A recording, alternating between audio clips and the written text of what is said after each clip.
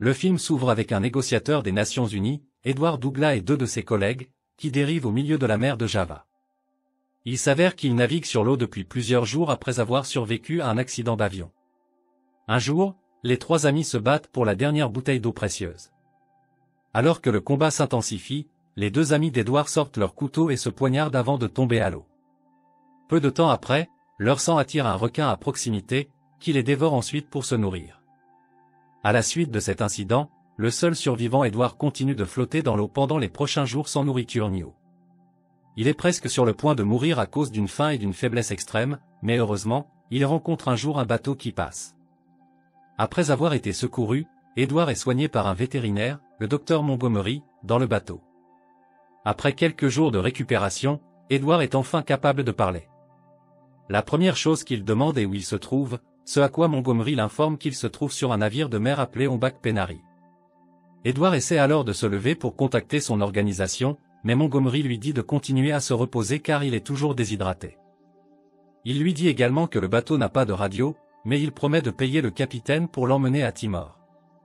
Cependant, lorsqu'ils arrivent à la destination de Montgomery, surnommée l'île Moreau, il conseille à Edward de les accompagner, assurant qu'il peut utiliser la radio sur l'île. Après qu'Edward ait accepté, Montgomery charge une cage pleine de lapins hors du bateau avant de se diriger vers sa destination. Il conduit Edward à sa ferme où il décharge pour la première fois une cargaison de lapins dans un enclos. Il attrape ensuite l'un d'eux et le tue pour le repas d'Edward. Suite à cela, Montgomery l'emmène à la maison principale et s'excuse pendant 1 minute. Edward regarde ensuite les certificats accrochés au mur et remarque le nom du docteur Moreau dessus. Il reconnaît rapidement le médecin comme un généticien lauréat du prix Nobel, qui s'est enfui sur une île il y a 17 ans pour mener ses recherches. À ce moment-là, Edward entend de la musique et regarde dehors, seulement pour trouver une fille qui danse. Cela pique son intérêt, alors il s'approche d'elle et engage une conversation. Après une brève introduction, il apprend que la jeune fille s'appelle Aïssa et qu'elle a été amenée sur cette île par son père, qui n'est autre que le docteur Moreau. Mais avant qu'il puisse discuter davantage, Montgomery revient et le détourne d'elle. Il conduit ensuite Edward à la chambre d'amis à l'étage. En chemin, Edward lance une discussion sur la disparition de Moreau après être devenu obsédé par ses recherches sur les animaux, mais Montgomery ne fait aucun commentaire à ce sujet.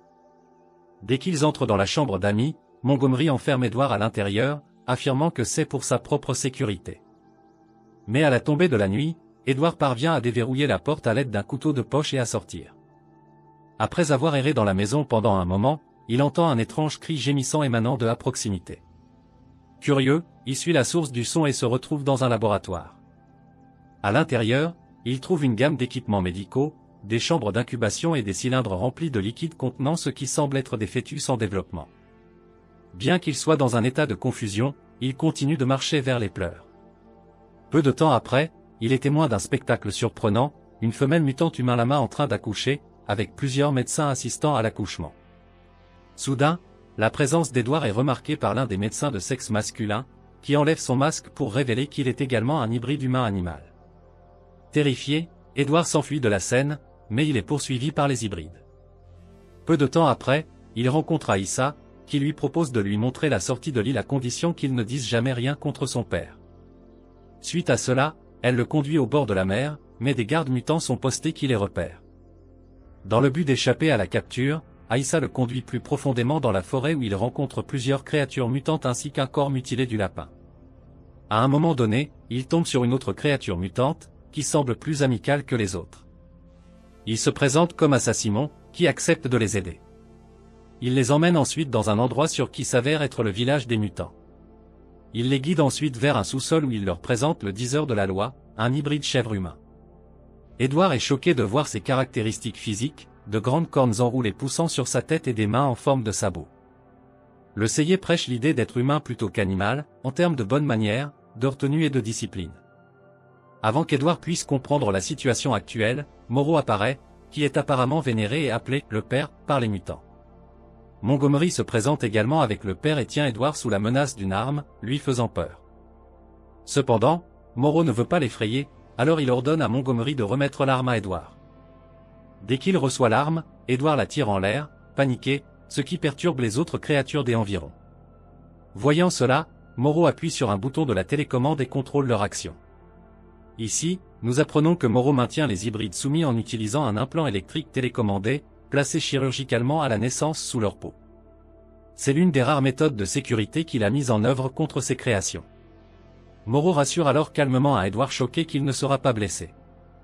Après cela, Edward est ramené à la maison principale où Moreau présente ses 4 enfants, Wagdi, Azazello, Mling et Aïssa. Il explique ensuite son expérience génétique, il a fusionné l'ADN humain avec celui d'animaux à la recherche d'un être supérieur, soi-disant incapable de nuire.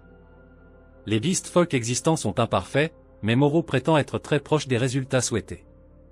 Edward hésite à accepter ce qu'il fait et affirme que c'est totalement contraire à l'éthique et illégal.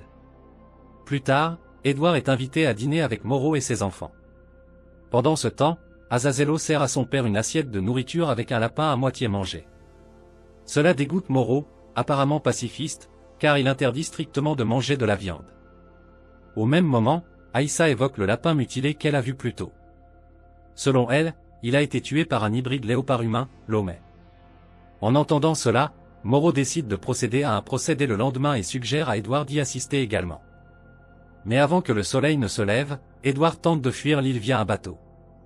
Cependant, ses efforts sont contrecarrés par des rats humanoïdes qui abritent tout le bateau. La scène passe ensuite au procès, au cours duquel le père rassemble toutes ces créatures à l'extérieur. Il commence le procès en rappelant les lois de l'île puis prétend que quelqu'un les a violées. Se sentant attrapé, Lomé charge violemment vers Moreau, mais ce dernier parvient tant bien que mal à le maîtriser avec sa télécommande. Bien qu'il ait été renversé, l'hybride léopard tente toujours d'attaquer le père. Voyant cela, Azazello abat la créature sans pitié, au grand choc de toutes les personnes présentes. Moreau le réprimande pour son action irréfléchie, après quoi il lui ordonne d'organiser des funérailles dignes de l'hybride déchu. Le corps de Lomé est ensuite incinéré publiquement mais n'est pas éliminé immédiatement. Peu de temps après, une hyène humanoïde appelée Yenpor vient pour pleurer son ami. En inspectant les restes carbonisés, il remarque un objet étrange incrusté dans l'os du bras de Lomé, l'implant de contrôle.